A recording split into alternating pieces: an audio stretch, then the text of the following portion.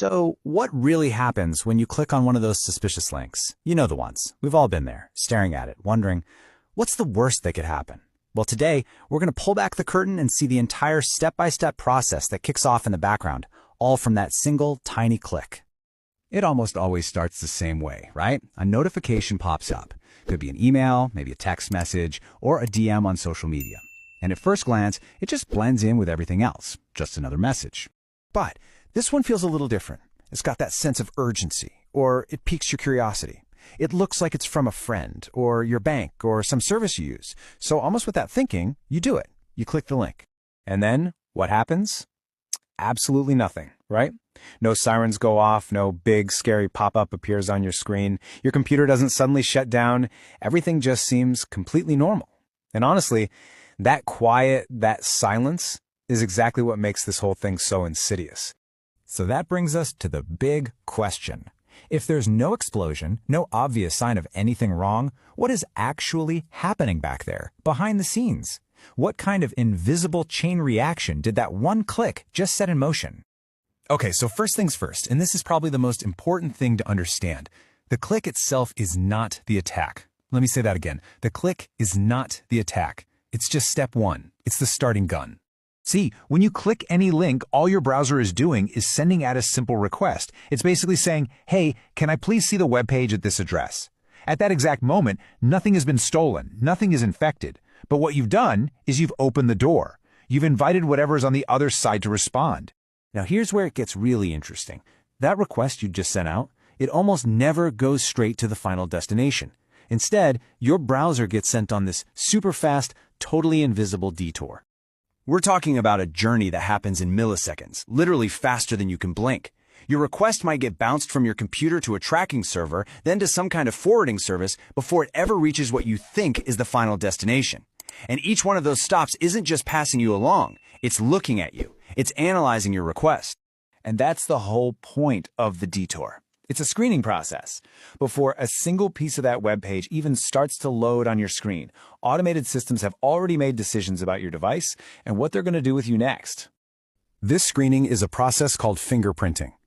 The servers are quickly gathering all these little technical details about your device. Things like your browser type, your operating system, your IP address, even your language settings and screen size. Now, this isn't your personal data, like your name or email. It's a technical profile. It helps the attacker answer one crucial question. Is this device vulnerable to an attack I know how to use? Okay, so once your device has been fingerprinted and that invisible detour is over, you finally arrive at the destination. And this is the trap. And it usually comes in one of two main flavors. So the first kind of trap is what we all know as phishing. You land on a fake page that looks exactly like your bank's login page or Netflix or whatever. The goal here is social engineering, to trick you into typing in your own password. You're basically handing over the keys. The other kind is called a drive-by download. This one is different. The website actively tries to find a security hole, a known bug in your outdated browser or a plugin to automatically install malware onto your device without you doing anything else. Here, they're trying to pick the lock themselves. Now, for a bit of good news, the vast majority of those drive-by attempts, they fail. We're talking about over 90% of them. Why? Because modern, updated browsers are built specifically to spot and shut down these kinds of shenanigans before they ever get a foothold. So this brings us all the way back to that confusing feeling at the beginning. You click the link, maybe you saw a weird page and closed it, but everything seems fine. Why is it so quiet? Well, that silence is by design. See, attackers don't want to set off alarms right away. They want time. So the damage is almost always disconnected from the cause. The click happens right now, but maybe the unauthorized login from another country doesn't happen for another 4 hours. Maybe the spam emails sent from your compromised account don't start going out for a full day. That delay makes it so much harder for you to realize, oh, it was that link I clicked yesterday. But what about that other outcome? When you click a link and literally nothing ever happens. Not now, not tomorrow. It's really easy to just shrug and think, guess that link was harmless.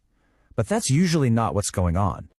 A lot of the time, the attack just fails quietly in the background. Maybe your browser was too new and patched for the exploit they were trying to use, or your operating system already had the fix for that vulnerability. It could even be that the attack was designed for a Windows machine and you're on a Mac. The point is, just because you didn't see a bad outcome doesn't mean there was no threat. It usually means your defenses worked exactly like they were supposed to. And look, I know this can all sound a little bit scary, but you are not defenseless here. Not at all. In fact, you're surrounded by these layers of silent defenses that are working for you all the time, often without you even realizing it. Think of it like this. All these layers work together. Your up-to-date browser has the latest security shields. Your operating system updates are constantly patching those little holes. Your email service is filtering out tons of this junk before it even gets to your inbox. And then the final layer is you, your own awareness, your gut feeling that something just seems a little off. No single layer is foolproof, but when you put them all together, they are incredibly powerful.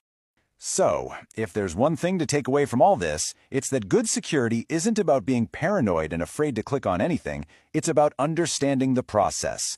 Once you know what's happening behind the scenes, that invisible detour, the fingerprinting, the different kinds of traps, you can move from a place of fear to a place of awareness. You get what's happening, and you can trust that those silent defenses are on the job, working to protect you.